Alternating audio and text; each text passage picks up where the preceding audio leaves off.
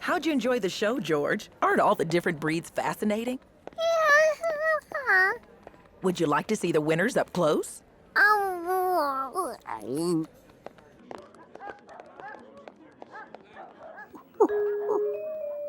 George got a big surprise. Because when he actually looked at the big ones and the small ones,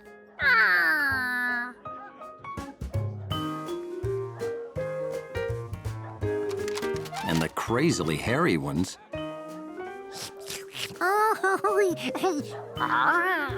he thought the dog show was great. Have you ever seen so many unforgettable dogs before?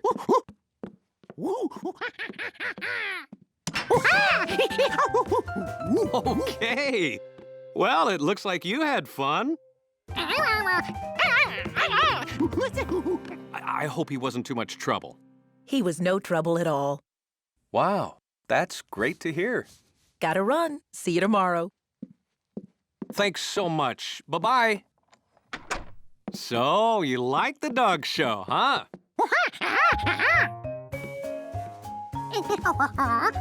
George wanted to tell the man about all the unforgettable dogs he saw.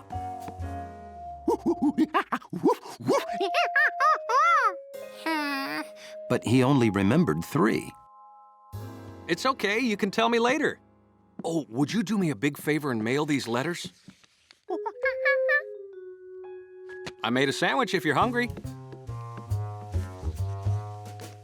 And when I'm done, I want to hear about all the dogs. George was afraid he wouldn't be able to tell the man more. Because no matter how hard he tried, he could only remember 3.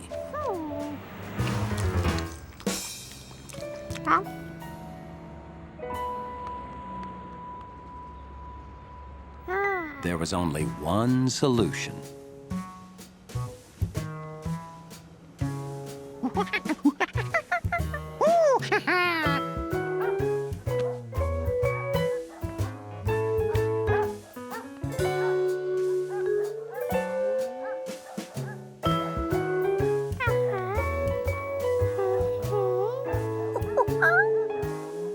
But no matter how many times George looked at those dogs, he couldn't remember more than 3.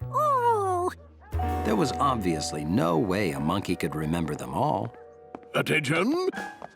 Could I see the owners of the winners over here, please? Briskly! Briskly, briskly, briskly!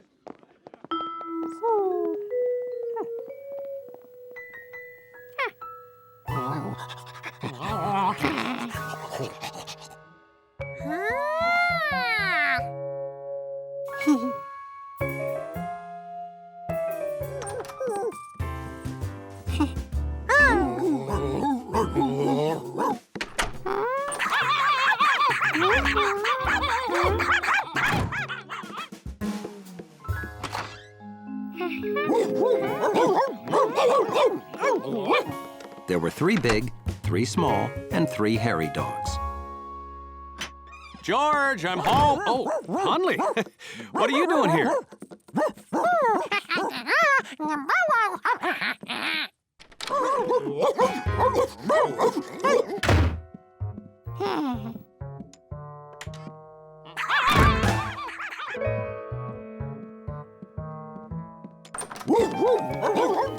My new spread! George, there are like 20 dogs in here.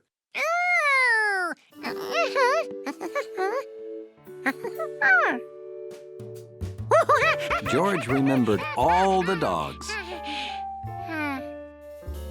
So, where did these 3 and 3 and 3, 9 dogs come from?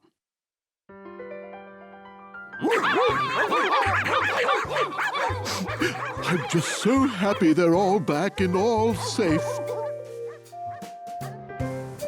Well, everyone's back where they belong. Huh? Hundley!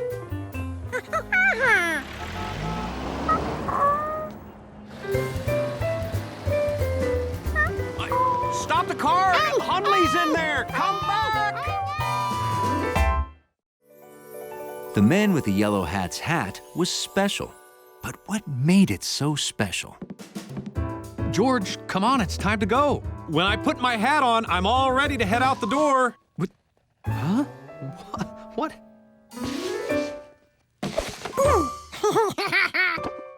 Okay. George, that was funny, but you know the rule. No one is allowed to play with the yellow hat. George sure liked that yellow hat. What made the yellow hat so great?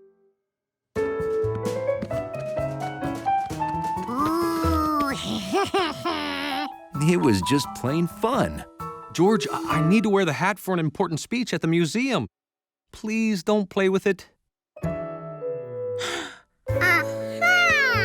That's what George wanted. A fun hat that he could play with.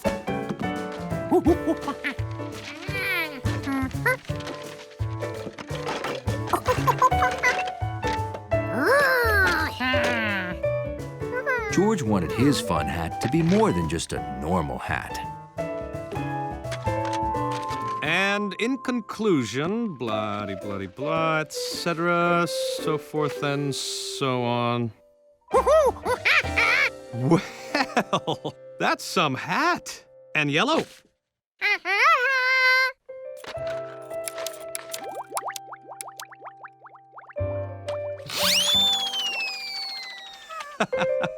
Can I see?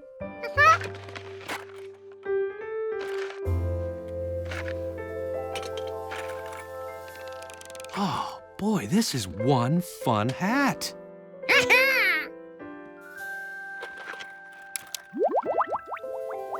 Wow, if I could have had a hat like this, I may never have gotten my yellow one. That was the best thing anyone ever said to George. You want me to have it? This is the best thing anyone ever gave me.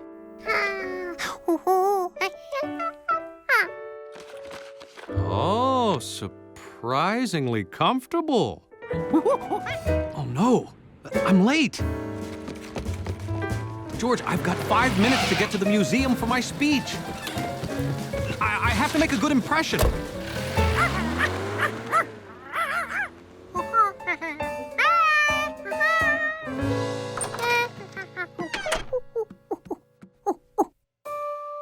George was tempted to play with the yellow hat.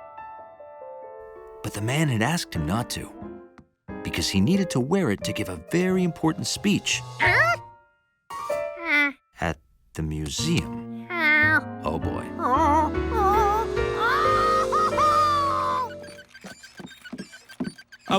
Professor Wiseman asked me to speak today about the scientific method.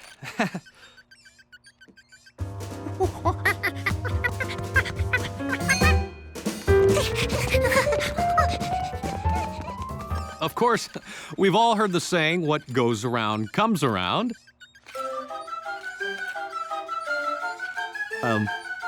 Haven't we?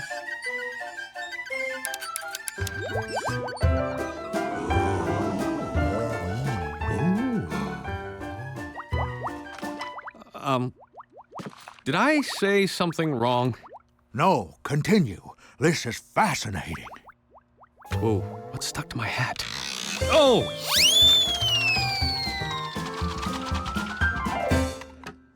I'm wearing George's... Actually, I can explain. The scientific method is about thinking creatively, taking chances, and being willing to fail. And you made that point very dramatically. I did? Oh, so modest. Now, where can I get a hat like that? Well, George made it. I want one. I want two.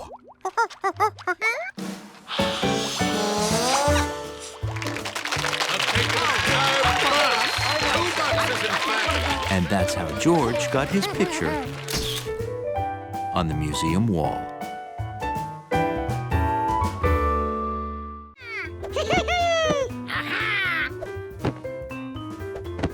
George was conducting an important experiment, testing the bounce factor of the living room furniture.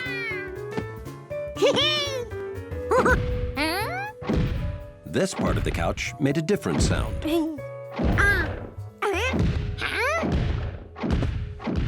That wasn't the couch. It sounded big. It sounded heavy. And it came from up there.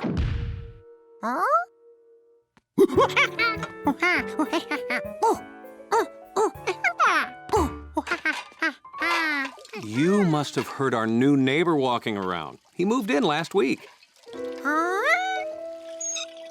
What George had heard seemed heavier than footsteps. What are you doing? George, you must have heard our neighbor walking. That's all it could be. It's not like he's got some wild animal up there.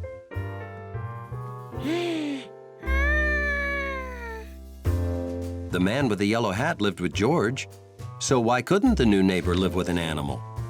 But what kind?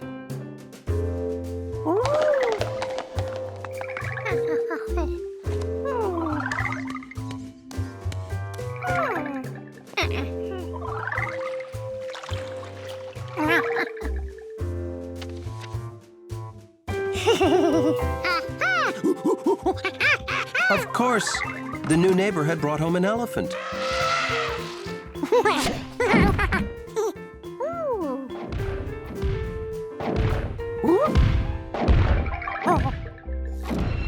The man with the yellow hat had to hear this.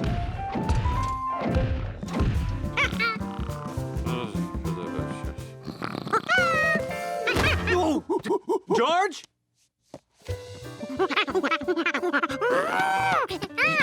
You dreamt about an elephant?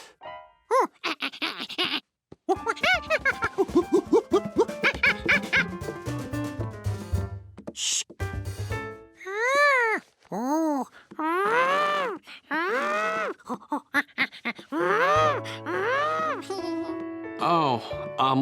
No more nature books before you go to sleep, George. They're obviously giving you strange dreams.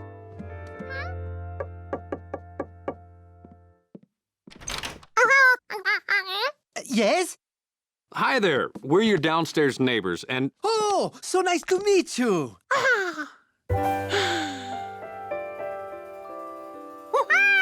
George!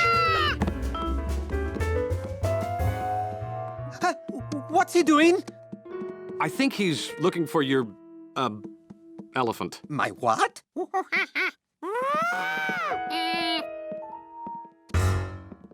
Oh, we heard some loud sounds.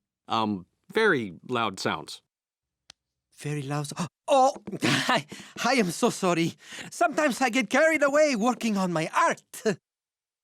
Art? I am an artist. I do murals. I mix my paint here.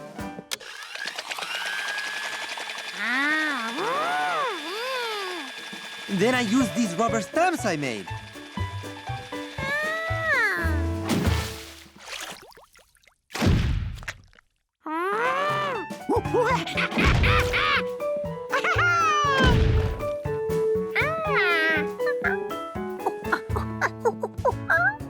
Here's one of my completed works.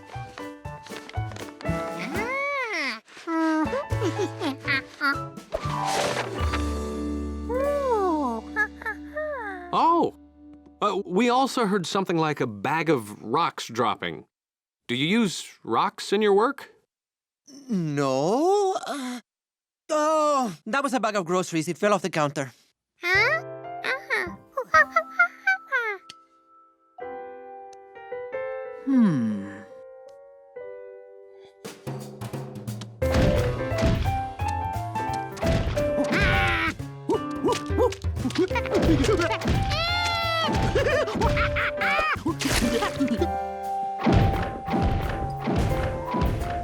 What on earth is that?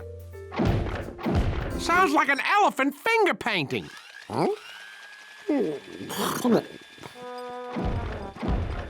It does.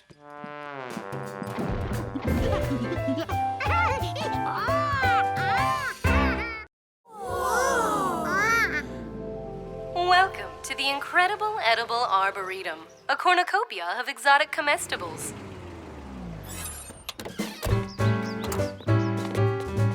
Blueberries! Orisha! Blueberries are my favorite bush-based fruit. Come on, George.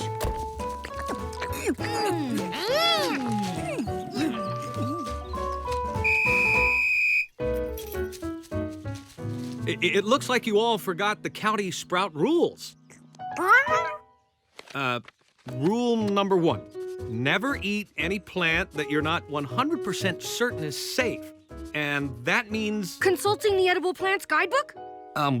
No, it means getting an okay from an adult. Right. Rule number 2. Plants are living things. You can kill or hurt them if you're too rough. So don't pull on them and don't break any branches. Come on. Why is the screen flickering? Either the Earth is off its axis, or I forgot to charge the batteries. Okay. George, can you climb that tree and see where we are?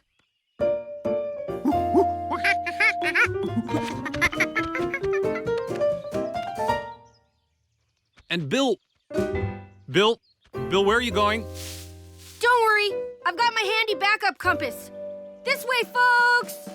Bill, a sprout never leaves the trail. That's rule number 3. Bill!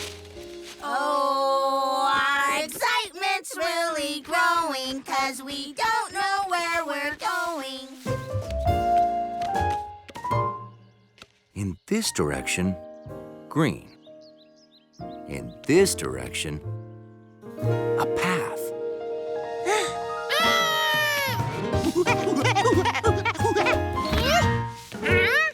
George couldn't believe what he was seeing.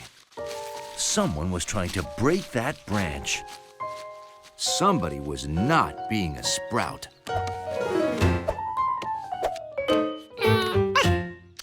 Oh no! This man was wrecking a tree. Whoa! Hey, are you a monkey? Cool. I always wanted a monkey, but my mother said no. George had to do something, and fast. This tree was in trouble.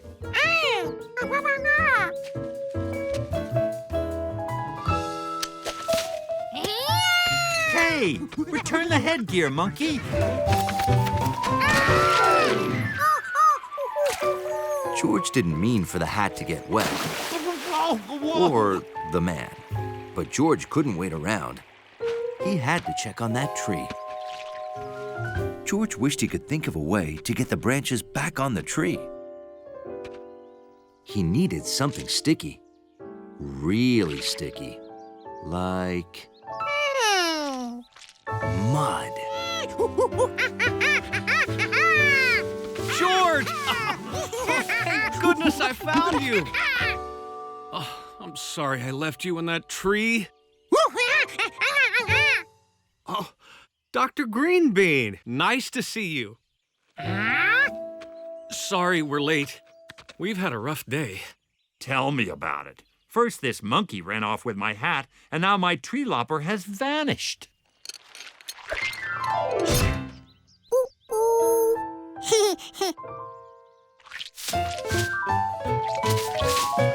Hey, what's going on? Who put mud on this? George?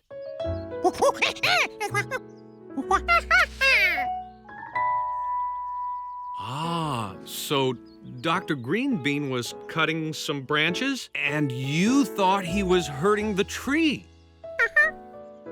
Oh, you should have asked. Oh, wait, you're a monkey.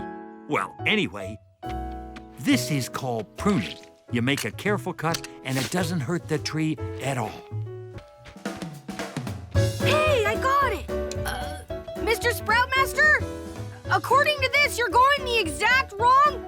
Wait, you're going the right way. Never mind, proceed.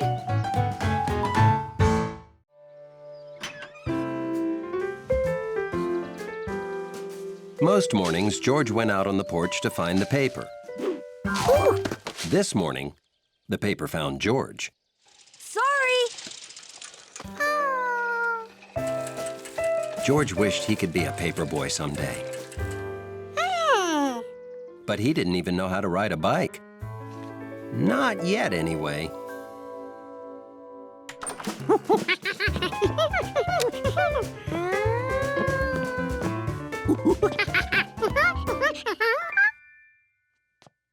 This?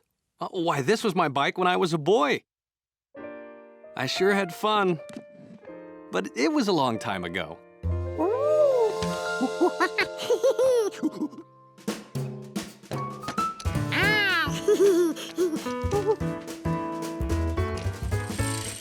George liked knowing the man with the yellow hat was holding him up. By the third day, he rode so fast the man with the yellow hat couldn't keep up.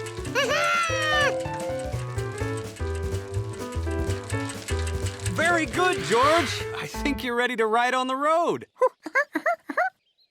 Now remember, always watch where you're going, stay on the right side of the road, and signal turns, like this for left and this for right.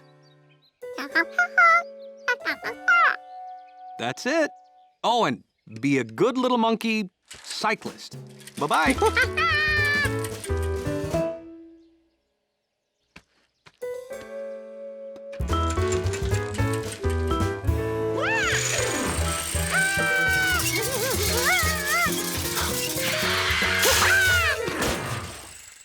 Wow! Great trick! Sorry I came out so fast, but I'm gonna be late for school. Hey, could you finish my paper route? Trusted with a paper route. It was like George's wish had just been granted. Every house on the road gets a paper, including the houses across the stream.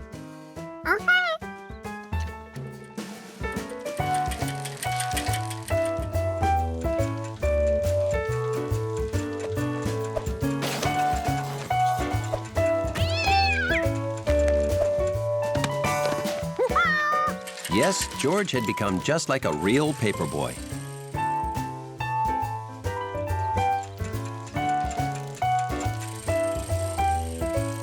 Nothing would stop him from completing his route.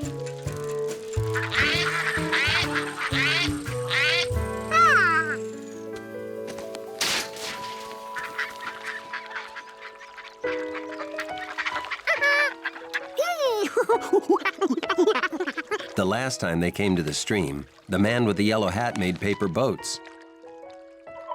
George thought he remembered how.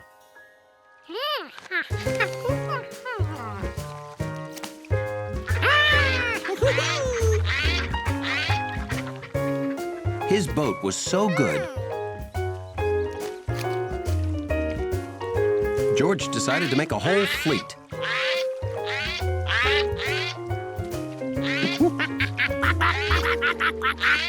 Well, hello. You must be a paper boy. That's an important job. Looks like you've delivered them all but one. Another day's hard work almost done, eh?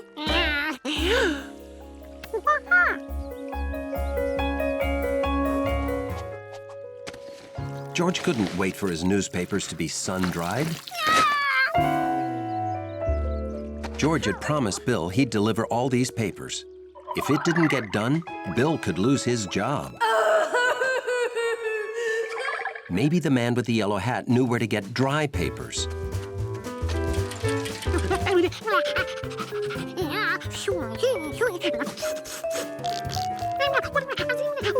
Hey, hold on, George. How about we just buy a few dry papers and deliver them right now?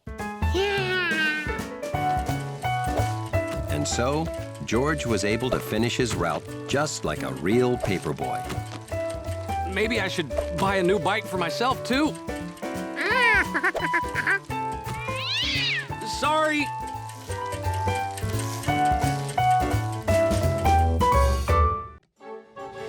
So, is it he? I believe so, Your Highness. Your Highness? What? You are in the presence of Her Royal Majesty, the Princess of Bratsphere. So now, we bow. Wow! A real princess in our lobby. And now, we leave. Hey, wait a minute! You can't walk away with Hundley. Oh, we got carried away. This may be a descendant of the royal dachshund of Bratsphere. Huh?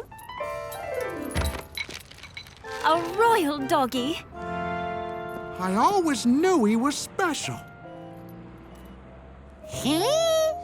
We must adjourn to the royal quarters and complete the test.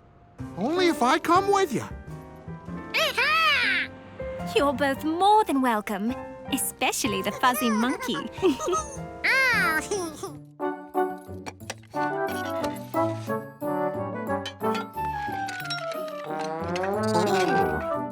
He weighs much more than a helmet. He is not royal. Shouldn't we weigh him without the monkey? They're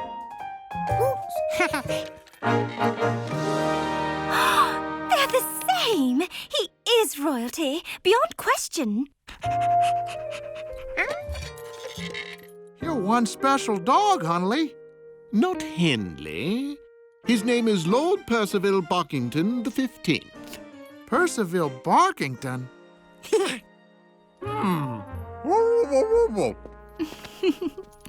And now Lord Percival can take his rightful place in his new home.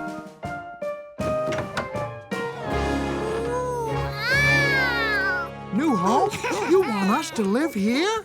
Not you, just Lord Percival.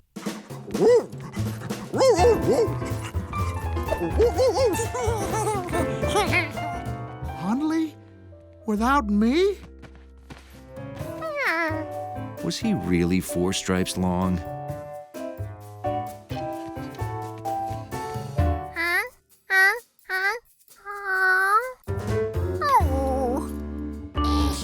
That guy must have had some strong neck muscles to wear this.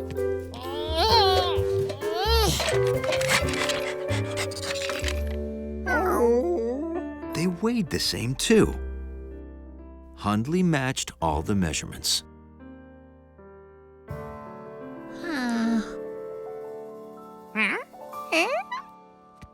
George never noticed that mark on Hundley before today.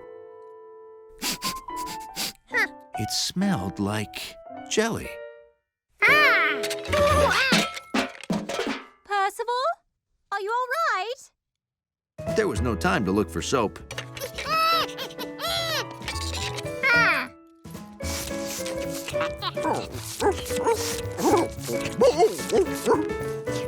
Is something wrong?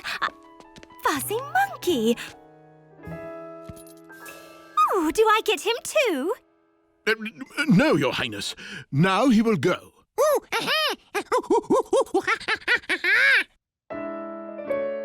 Wait, look! Lord Percival's royal birthmark has vanished. Impossible. That would mean he's not Lord Percival after all.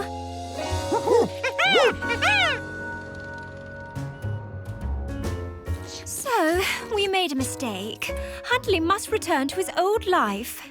You hear that, boy? Don't be too sad, Hundley.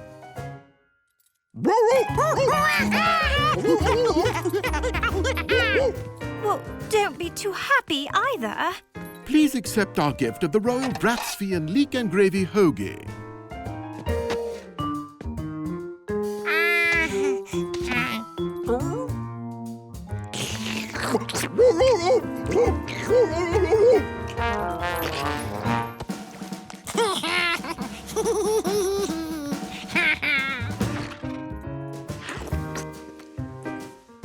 A dog's lobby was his castle. And for Hundley, even better than a real castle.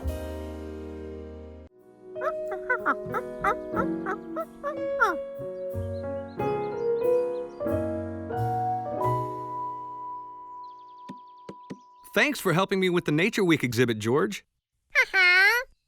We'd like to see the tracks of all the animals that live around here. The swim mask? Oh, I'm gonna go jump in the lake to conduct the Nature Week fish survey. Bye. George wished his photos were more exciting, but there weren't many exciting animals around here. Hey, George!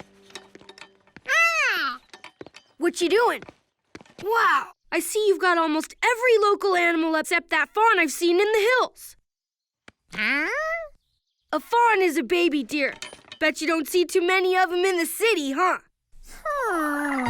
A fawn was just the special, unusual animal George was looking for. Come on, I'll show you where to find it. George still hadn't seen the fawn or learned what its tracks looked like. These were the biggest tracks George had seen so far. Something extra large must have left them. They looked like big duck tracks. A big duck would make a terrific photo.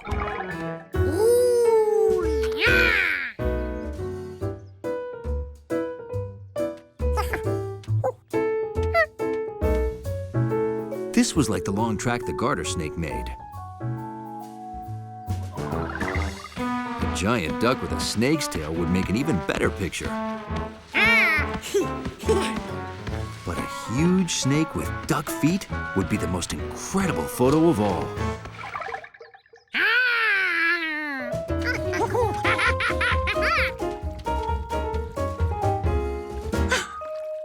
Maybe it swam back home. George remembered he'd seen big tracks like these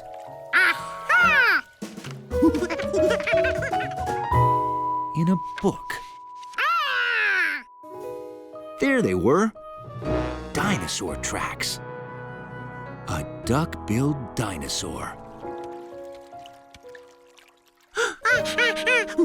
And the tracks were headed towards Bill's house.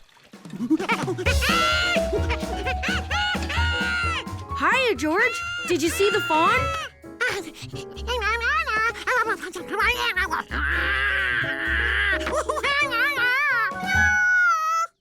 Yeah, I guess those do look like dinosaur tracks.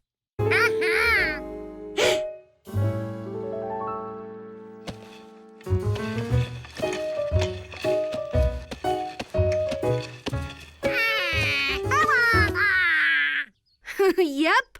My new boots were hurting my feet, so I put these on to walk to the lake. I told you I was going swimming, remember? Hey, now I know what it's like to walk in a dinosaur's footsteps.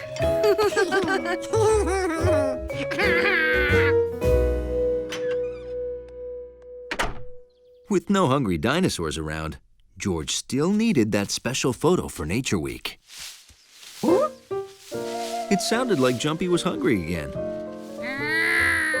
But George had enough pictures of that squirrel.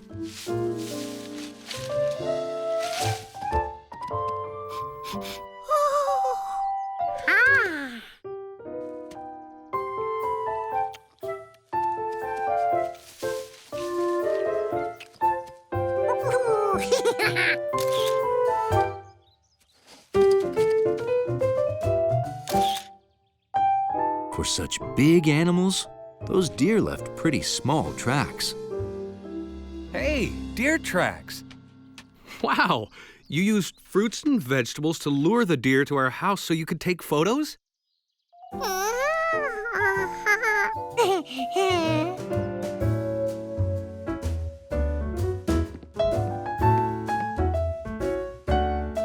Look at these wonderful deer. Oh, how did you manage to capture such amazing photos, George? Oh, you know George. He just used his imagination. Isn't that right?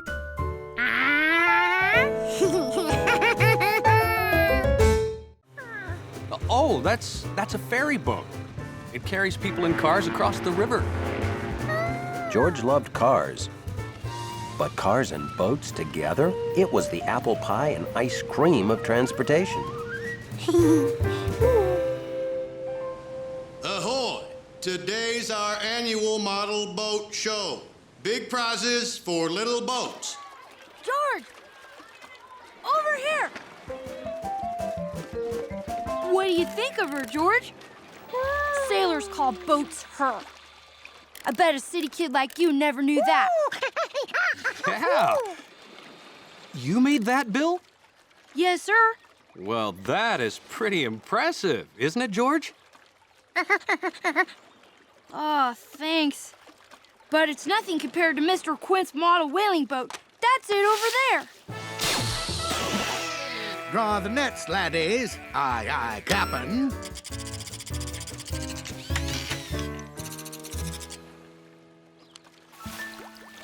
And over there is Mrs. Rankin's Ark.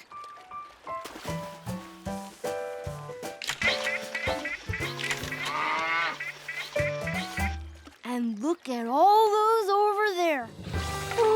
It's some pretty tough competition this year. Now, don't underestimate yourself, Bill. That is one fine-looking boat. Good luck. Oh, sure, you can stay with Bill. I'll set you up right here. Okay, I'll be over at the bleachers saving up some seats and sizing up Bill's competition. I'd sure like to win a ribbon, George. To buy this kit, I had to save 9 weeks of money for my paper route. Oh, I almost forgot to do my paper route. Could you do me a big favor and watch my boat while I'm gone?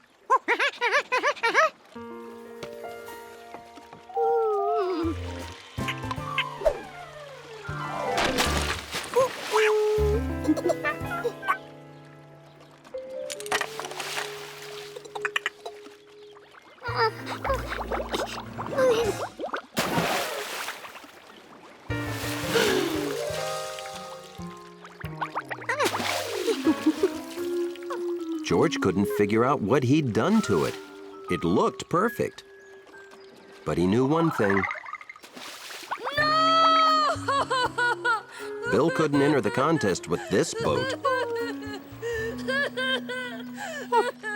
George had to build him a new one, and fast. Unfortunately, George had no idea how to do that. Okay, a wide boat with steam coming out and a propeller. All done. I'm just gonna drop my bike at home. Would you mind watching my boat for a few more minutes? Phew.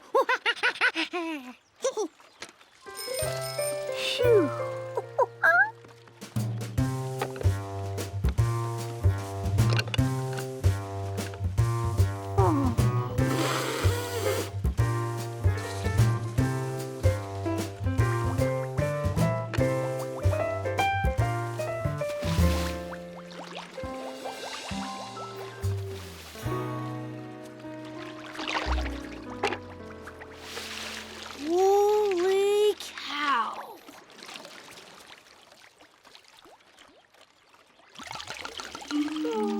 You did me a real favor, George. I forgot to close the windows. Thanks for showing me. I would have really been sunk if it happened in the contest. Model boating requires utmost attention to tiny details. And keeping the water out.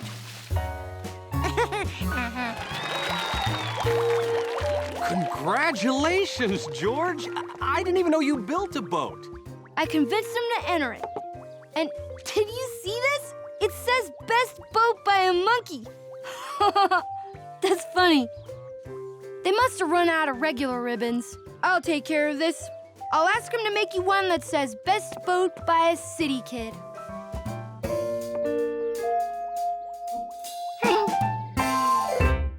Natural Geometric Exploring presents Pirates of the Wybecas. Wow. How'd you like to sail a ship like that, Hundley? Now there was a ship that couldn't be sunk by monkey breath. The SS Wybecas was attacked by the bold pirate Black Hat Besame. Pirate vessel off the port bow. All hands to your stations. Whole wind, coxswain.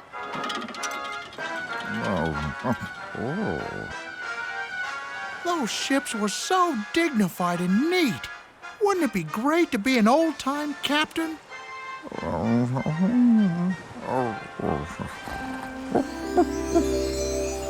The neatest ship to ever set sail was the SS Dignified. Its commander was world-renowned, Captain Hundley.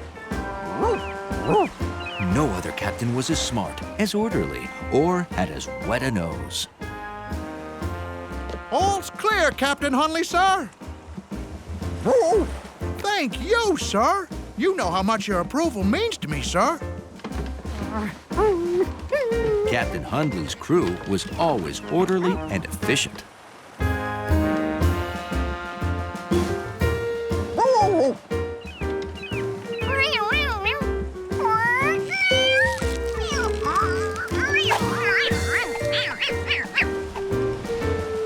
No one knew how to ride the breezes like Captain Hundley, the greatest sailor in the history of wind.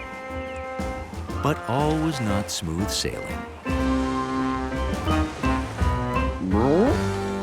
The wind was so strong, the pirates were upon the Dignified before Captain Hundley could give orders. The pirates were led by Yellow Hat the pirate. He's famous, you know.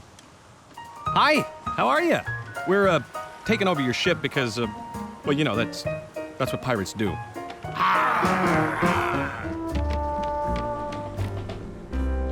But the most undignified thing wasn't putting Captain Hundley in his own brig. It was this. Who are you? I like you already. Come on out and have fun with us.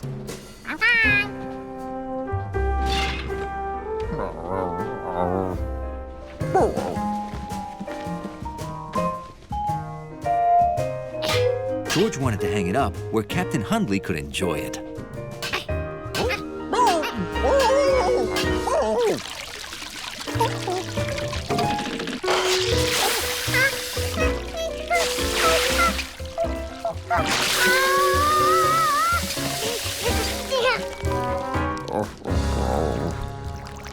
Then, George got an idea about how he could really help Captain Hundley.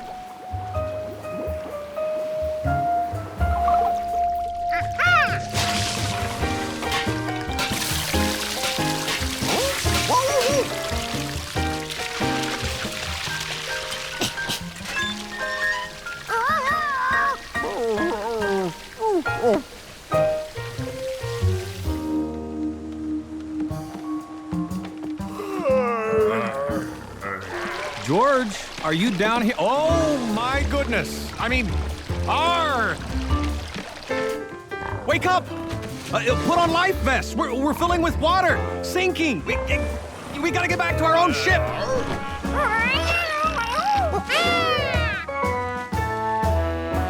Captain Hundley used the wind perfectly, and they set sail. George! George!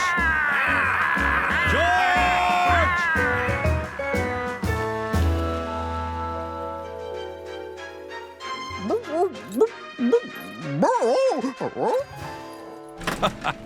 Hey, that sounds fun, doesn't it, George?